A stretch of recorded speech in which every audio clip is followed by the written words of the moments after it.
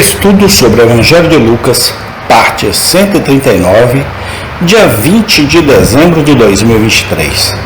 O sepultamento de Jesus. Lucas, capítulo 23, do versículo 50 ao versículo 56.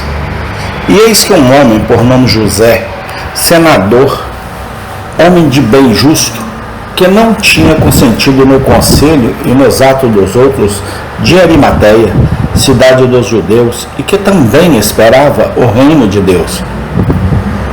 Esse, chegando a Pilatos, pediu o corpo de Jesus. E, havendo-o tirado, envolveu-o num lençol e pô-lo num sepulcro escavado numa penha, onde ninguém ainda havia sido posto. E era o dia da preparação, e amanhecia o sábado. E as mulheres que tinham vindo com ele da Galiléia seguiram também e viram o sepulcro, e como foi posto o seu corpo. Voltando elas, prepararam especiarias e ungüentos, e no sábado repousaram conforme o mandamento. Lucas 23, 50 a 56. Vemos nesses versículos que Cristo tem alguns discípulos dos quais pouco se sabe. Somos informados de um José, um homem bom e justo, um homem que não consentiu no conselho daqueles que condenaram nosso Senhor, um homem que esperava ele mesmo o reino de Deus. Este homem foi ousadamente para Pilatos após a crucificação. Pediu o corpo de Jesus, tirou-o da cruz e o depositou em um túmulo. Não sabemos nada de José, exceto o que nos é dito aqui. Em nenhuma parte dos Atos ou Epístolas encontramos qualquer menção ao seu nome. Em nenhum período anterior do ministério de Nosso Senhor, ele jamais se apresentou. Não podemos explicar sua razão para não se juntar abertamente aos discípulos antes deste tempo. Mas aqui, na 11ª hora, este homem não tem medo de se mostrar um dos amigos de Nosso Senhor. No exato momento em que os apóstolos abandonaram Jesus, José não se envergonha de mostrar seu amor e respeito. Outros o confessaram enquanto ele vivia e fazia milagres.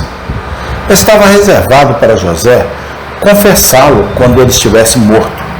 A história de José está cheia de instrução e encorajamento.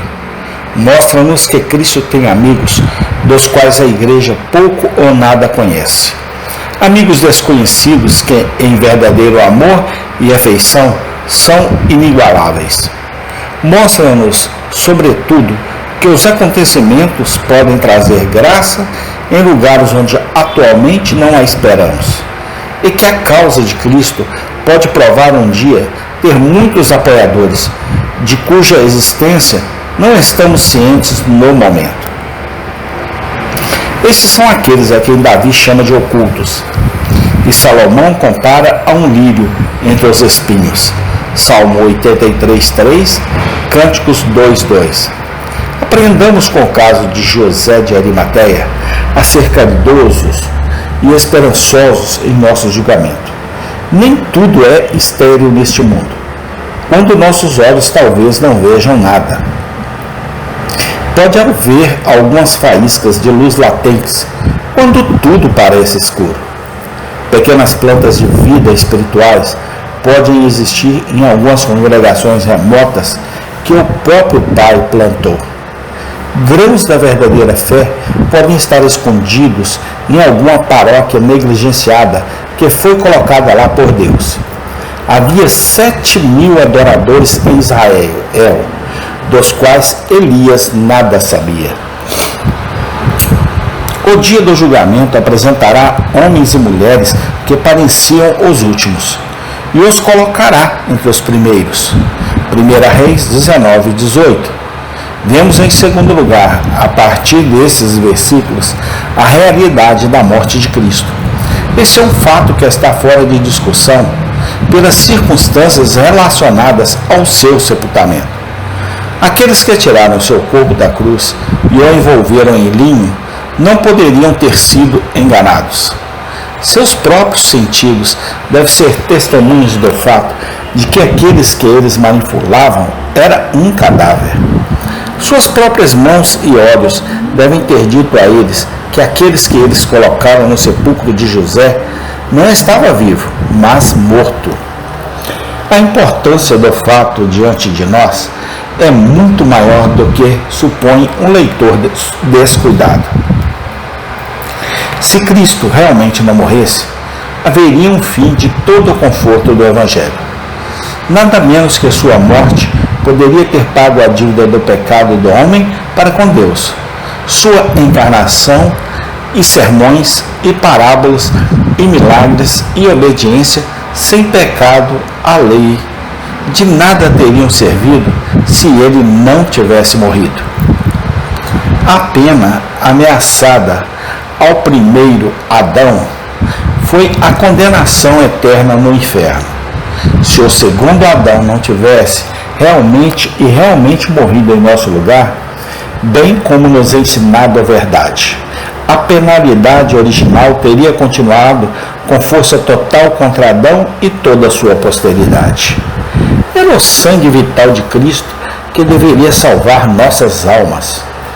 Para sempre vamos bendizer a Deus que a morte de nosso grande Redentor é um fato além de qualquer disputa. O centurião que ficou junto à cruz, os amigos que tiraram os pregos e colocaram o corpo na sepultura, as mulheres que assistiram, os sacerdotes que selaram a sepultura, os soldados que guardaram o sepulcro, todos são testemunha de que Jesus realmente estava morto. O grande sacrifício foi realmente oferecido. A vida do Cordeiro foi realmente tirada. A penalidade devida ao pecado foi realmente cumprida por nosso substituto divino.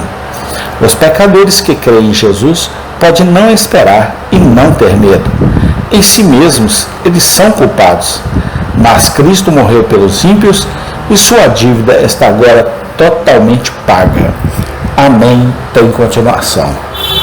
Obrigado, Senhor Deus, por tudo aquilo que o Senhor fez por nós. Muito obrigado, Pai. Eu te agradeço no nome do Senhor Jesus Cristo. Amém.